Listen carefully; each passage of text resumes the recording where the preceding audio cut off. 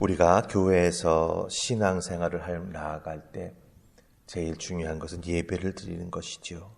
또 예배를 드리고 나서 우리 믿음의 식구들이 함께 친교 식사를 나누면서 성도의 교제를 합니다.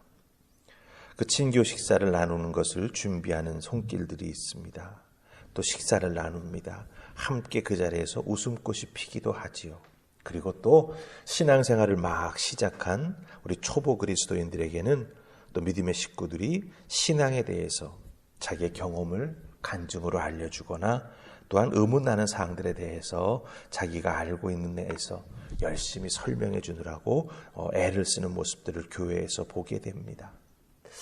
이렇게 예배드리고 친교 식사 준비하고 나누고 신앙생활에 대해서 서로 권면하고 이런 아름다운 모습, 이 아름다운 모습들이 지향하는 지향점이 무엇이겠습니까?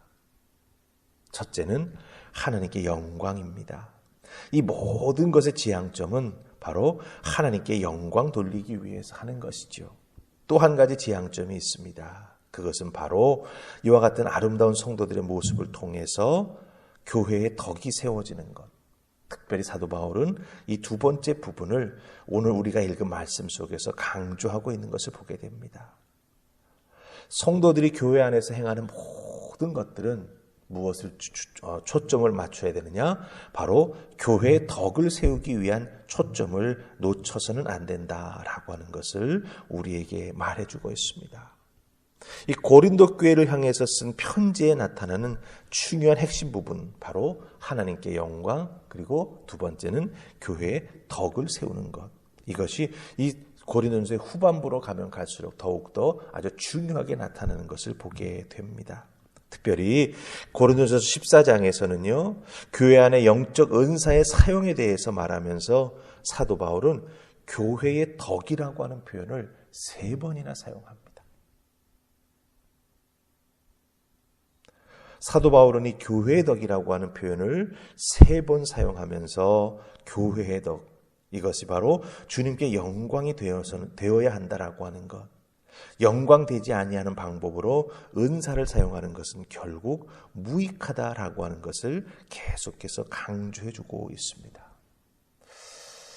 자, 하나님께 영광이 되고 교회의 덕을 세우기 위해서 해야 된다. 오늘 우리가 읽은 말씀 속에도 덕이라고 하는 단어가 나옵니다. 근데 이제 교회의 덕이라고 하는 표현이 나오는 게 아니라 모든 것을 덕으로 하라라고 하는 표현이 나오는 것을 보게 됩니다.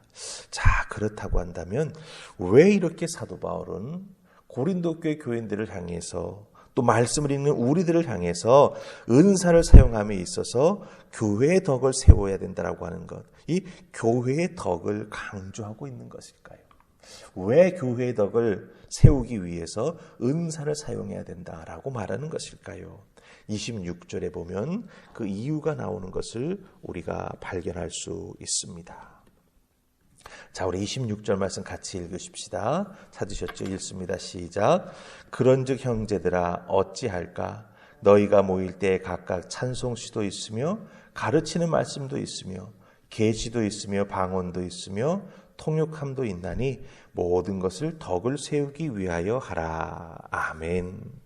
사도 바울은 모든 것을 덕을 세우기 위하여 하라라고 말합니다. 교회 생활의 모든 것은 덕을 세우기 위한 것이다 라고 하는 것이지요. 그럼 이 모든 것이라고 하는 것에는 도대체 무엇이 포함될까요? 예배 드릴 때, 그렇죠? 예. 그 예배 드릴 때 역사하는 성령의 역사와 은사가 나타나는데 그것마저도 덕을 세우기 위해서 해라 라고 말합니다. 또 성도들 간의 모임에서 나타나는 은사가 있습니다. 그 은사도 덕을 세우기 위해서 하라라고 하는 것이죠. 하나님께서 은혜를 주시고 그 은혜가 구체화되어서 내게 개별화되면서 나타나는 은사들이 있습니다. 그 은사를 가지고 교회를 섬기죠. 그런데 그 모든 것도 결국은 덕을 세우기 위해서 해라라고 하는 거예요. 그럼 여기서 덕을 세우기 위해서 모든 것을 사용하라고 말하고 있는데, 그러면 덕이라고 하는 게 무엇인가를 아는 게 참 중요하죠. 이 덕이라고 하는 게 무엇입니까? 이 덕이라고 하는 단어는 헬라어로는 오이코도메라고 하는 단어입니다. 오이코도메. 뜻은 뭐냐 하면 집을 짓다 혹은 건물을 세운다라고 하는 뜻을 가지고 있습니다. 그러니까 예배를 드리든지 교회에서 섬기든지 혹은 성도들 간의 모임에서 은사를 통해서 누군가의 믿음을 든든히 세워주는 일들을 감당해 나아갈 때 거기에 사용되는 모든 은사, 그 모든 목적은 무엇을 지향해야 된다? 바로 교회 공동체를 건축하는데, 교회 공동체를 건강하게 세우는데 사용되어야 한다라고 하는 것입니다. 잘못 사용되는 은사는 교회 공동체가 부실하게 되는 원인을 제공할 수 있는 것이죠. 왜? 은사를 가지고 교회를 세우는다, 덕을 행하라라고 말했으니까요. 그렇기 때문에 은사를 적절하게 또 하나님 주신 은혜 가운데 사용하는 것이 참 중요한 것을 여기서 우리가 발견하게 된다라고 하는 것이죠. 근데 여기서 우리가 한 가지 놓치지 말아야 될 게 있습니다. 모든 것을 덕을 세우기 위해서 하라라고 했습니다. 그럼 이 덕을 세우기 위해서 하라라고 할 때 이 하라의 주체는 누구입니까? 은사를 받은 성도입니다. 이 덕을 세운다라고 할 때 덕을 세우기 위해서 은사를 사용하는 사람은 교회에 속해 있는 성도입니다. 그런 의미에서 우리는 이렇게 바꿔볼 수가 있어요. 은사는 사람이다. 따라서 덕을 세울 때도 성도가 사용되는 것이죠. 그리고 그 성도를 통해서 또 다른 성도가 든든하게 세워진다라고 하는 거예요.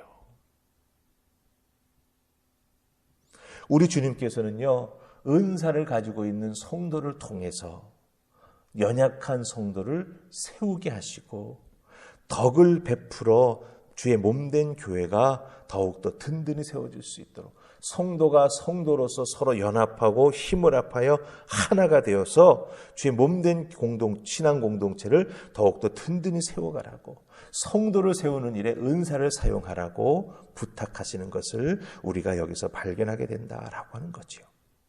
그렇기 때문에 은사를 사용하도록 쓰임받는 한 사람 한 사람, 또 그 은사를 통해서 섬김받는 한 사람 한 사람이 참으로 중요합니다. 그럼 얼마나 중요할까요? 사도 바울은 이 사람의 중요함을 맨 마지막 40절에서 말해주고 있습니다. 우리 40절 함께 보십시다. 찾으셨죠? 같이 읽습니다. 모든 것을 품위 있게 하고 질서 있게 하라. 아멘. 모든 것을 품위 있고 질서 있게 하라. 우리 26절에서 모든 것을 덕을 세우기 위해 하라라고 하는 표현과 상당히 비슷한 것을 보게 됩니다. 즉 교회에서 은사를 가지고 덕을 세우는 일을 해 나아가게 될 때 어떻게 해야 되는가? 품위 있고 질서 있게 하라라고 하는 거예요. 품위 있는 은사 사용, 하나님의 질서에 따르는 은사를 사용하는 자가 되어다, 이런 뜻이죠. 그럼 품위라고 하는 것은 무슨 뜻일까요? 이 단어가 가지고 있는 성경의 뜻을 살펴보면 잘 어울리는 모양새입니다. 품이라고 하는 게 겉으로 드러나는 어떤 모습의 우아함만이 아닙니다. 잘 어울리는 모양새, 탁월한 모습이라고 하는 뜻을 가지고 있어요. 그러니까 은사를 가지고서 성도를 섬기며 성도를 세우는 그 아름다운 모습은 어떤 모습이어야 되느냐? 서로가 잘 어울리는 모양새. 섬기는 모습 속에서 그 은사를 가지고 섬기는 자의 탁월한 모습이 나타나야 되고, 그 섬김을 통해서 귀한 은혜를 받고 힘을 얻는 자도 어떻습니까? 그 은사를 베푸는 자를 존중하며 사랑하고 감사하는 마음으로 어울리는 모양새를 만들어 나아가게 될 때 주의 몸된 교회는 더욱더 든든하게 세워진다라고 하는 거지요. 그럼 질서는 무엇이겠습니까? 이 질서라고 하는 성경적인 단어의 뜻은 기준에 따라서 배열하다, 기준에 따라서 정리하다라고 하는 뜻입니다. 그러니까 이 품위와 질서라고 하는 말을 다르게 바꾸어 보면 적절함과 질서라고 하는 거죠. 성도의 삶에 아주 중요합니다.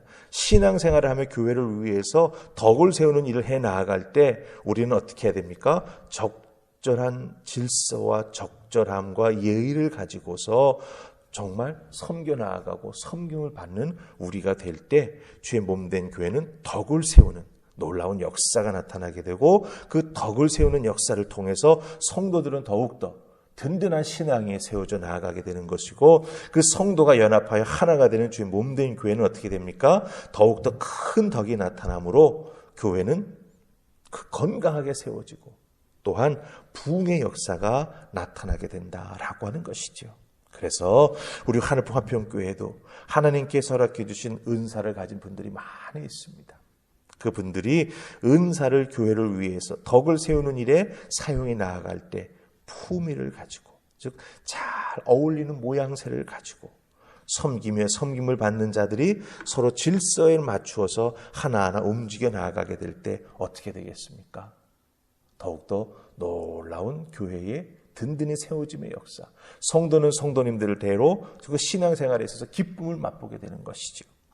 하나님께는 영광이 되고 우리 성도님들에게는 기쁨과 감사가 넘쳐나며 교회는 건강하게 또한 부흥하여 성장해 나아가는 아름다운 열매가 맺혀지게 된다라고 하는 것 꼭 기억하시고 여러분 모두가 섬겨 나아갈 때 다 교회의 덕을 세우기 위해서 어떻게 해야 되겠습니까? 품위와 질서, 적절한 모양새를 잘 갖추면서 하나님께서 허락해 주신 영적 질서를 따라 해 나아가게 될 때 귀한 역사가 더욱더 크게 나타난다라고 하는 것 꼭 기억하시고 여러분의 삶과 믿음의 자리에서 하나님 주신 은사를 잘 사용하는 여러분들 되시기를 주님의 이름으로 축복합니다. 아멘. 우리 기도하십시다.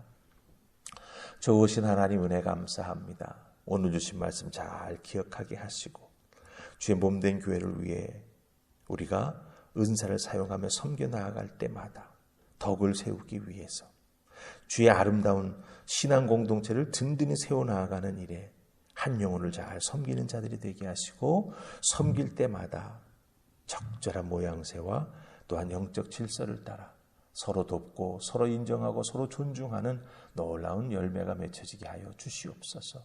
하늘품 화평교회가 그 열매를 통해 더욱더 든든히 세워지고 하나님께 영광 돌리는 귀한 교회가 될 줄 믿사옵고 예수님 이름으로 기도하옵나이다. 아멘.